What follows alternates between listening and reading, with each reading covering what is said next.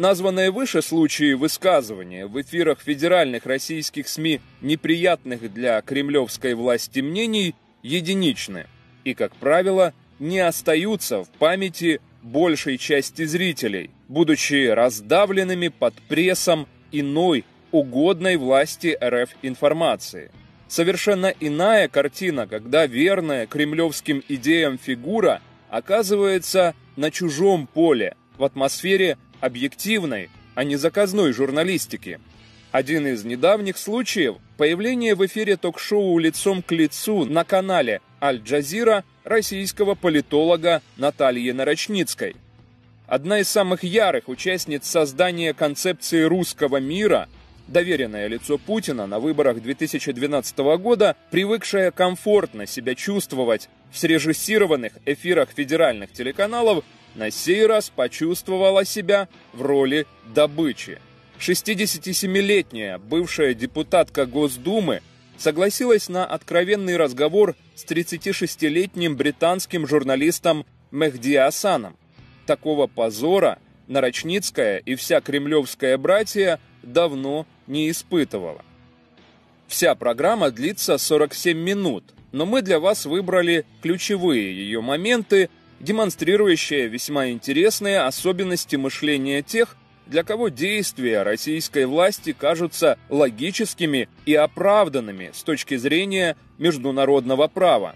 Существенная часть программы была посвящена действиям РФ на Ближнем Востоке, но мы остановимся на украинском вопросе. What about Ukraine? Of course we do care about Ukraine. My ancestors are from Ukraine. But there was a coup d'etat in Kiev. The constitution was dismissed.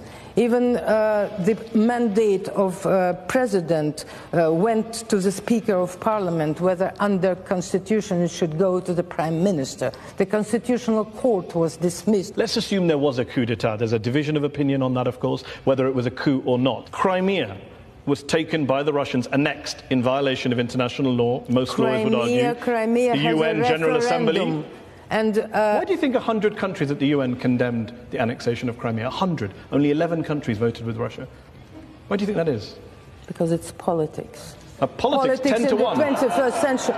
The politics in the 21st century. It's not because that the United Nations recognises national borders and sovereignty and says you can't just change the borders of a country. You talked about common borders. The international law, let me just finish. Okay. The international law teaches now that self-determination right is observed, but the principle of territorial integrity prevails. That's true.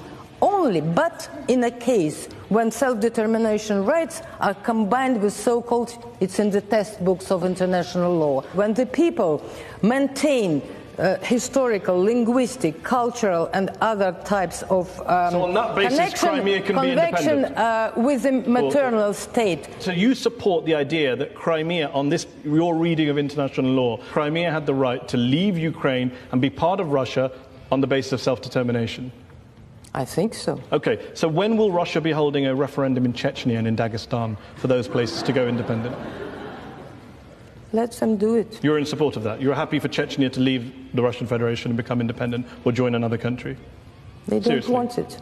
They don't want it, but if they did, you support Chechen independence under a referendum in which the Chechens that voted yes. That depends always on how the people's will is expressed. If it's expressed by the bandits and gangsters and criminals, because there were no bandits or gangsters in Crimea, were there? There were no men in masks. No, you just imagine those people. But on if our there screens. are teachers, students, engineers, doctors voting calmly on their expressing their free will, it's different. So don't make. Chechnya doesn't want to leave Russia. They now are flourishing more than any others. After you bombed them for several years and killed hundreds of thousands of people, I guess not. When Crimea was annexed by Russia, you said that for the first time in 20 years of political life, you felt happy. The West had pushed Russia into a corner, you said, and finally Russia has shown its red line. I'm just wondering, is the red line now fixed in place, or is it going to move geographically into other areas, perhaps in the region? That's it? Or are we going to see some more redrawing of borders in that area? Russia has proven through 25 years that it is ready and absolutely tolerating Ukraine's, floating this and that, under only one condition that was shown and obvious, that Ukraine doesn't enter NATO. Ukraine didn't enter NATO. Even in September, before the Maidan started, Russia has no idea of what then happened, etc., and had no plans. Ukraine did not enter NATO. It's the West who refused, who wanted to create from Ukraine a battlefield between East and West, and it's Americans. You don't want Ukraine Russia, to join NATO. In cooperation with Ukraine, is still a superpower, but without Ukraine, Ukraine as enemy, is no more superpower. Can I give some friendly advice to the Russian government via you? If you don't want your neighbour to join a military alliance, best not to invade and occupy part of that country, because the first thing they want to do is join a military alliance. Very good. Why are you so on the side of NATO? On the I'm Americans? on the side of NATO? Yes, of course. Maybe you should watch the show I did with the former head of NATO, where I put all these arguments to. In eastern Ukraine, are there Russian forces in eastern Ukraine? Not Russian forces.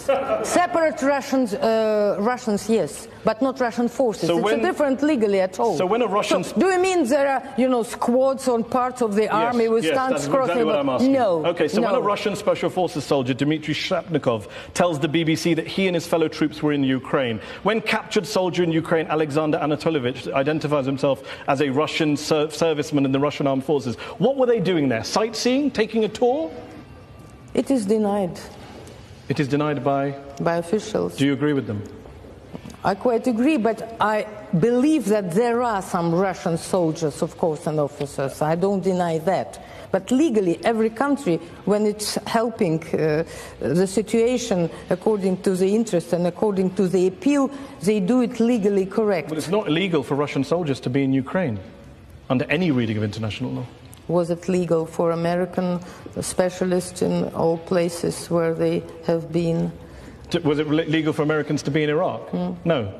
Okay, good. Back to the question. Was it illegal? Is it legal for Russian forces to be in Ukraine?